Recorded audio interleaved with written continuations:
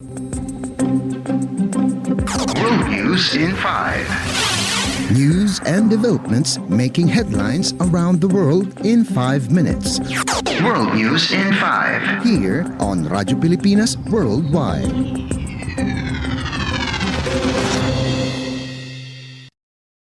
Good day. This is World News in 5 here on Radyo Pilipinas World Service.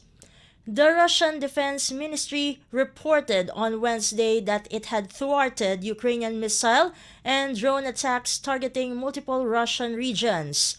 This happened while the European Union's foreign policy chief, Joseph Borrell, proposed using revenue from Russian frozen assets in Europe to add to a fund used to send military support to Ukraine.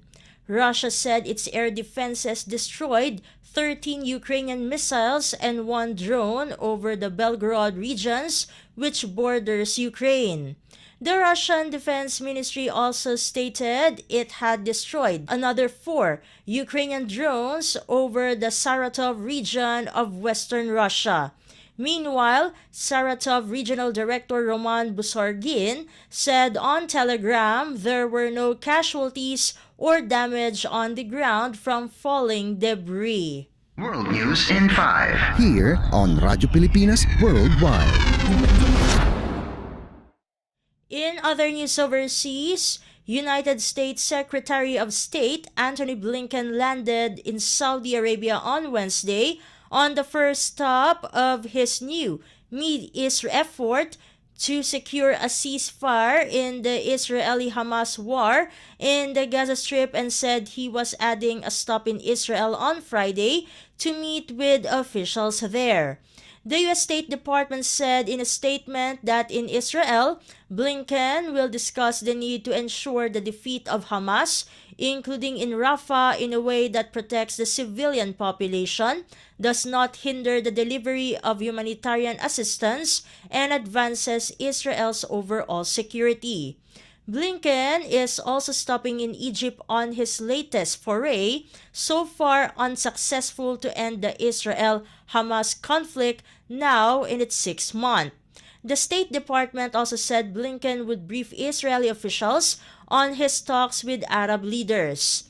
Aside from the number of people killed in the war, 1,200 in the shock October 7 Hamas attack on Israel, and nearly 32,000 in Israel's subsequent counter-offensive in Gaza, the delivery of humanitarian aid into the war zone to help famished Palestinians has become one of the most contentious points of conflict between the Jewish state and its Western allies.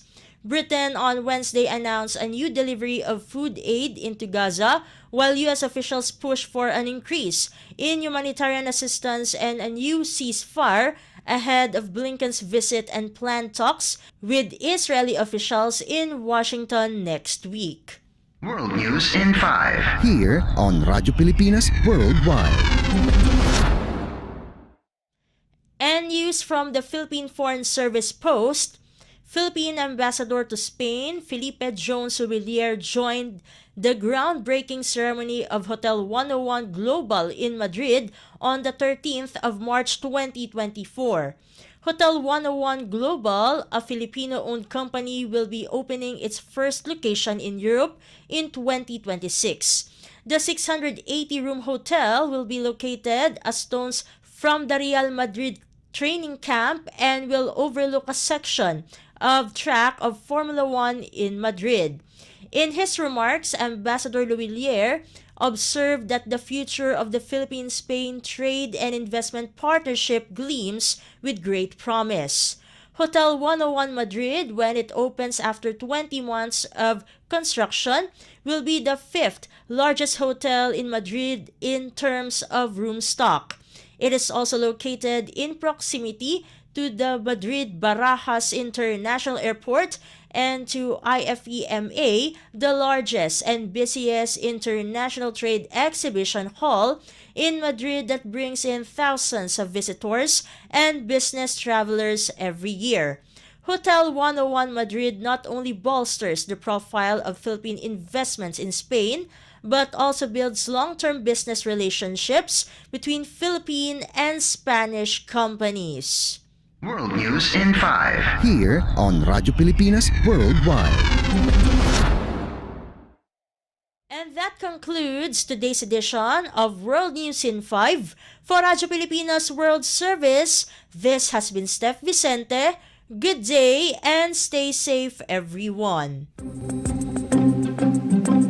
World News in 5. News and developments making headlines around the world in 5 minutes. World News in 5. Here on Radyo Pilipinas Worldwide.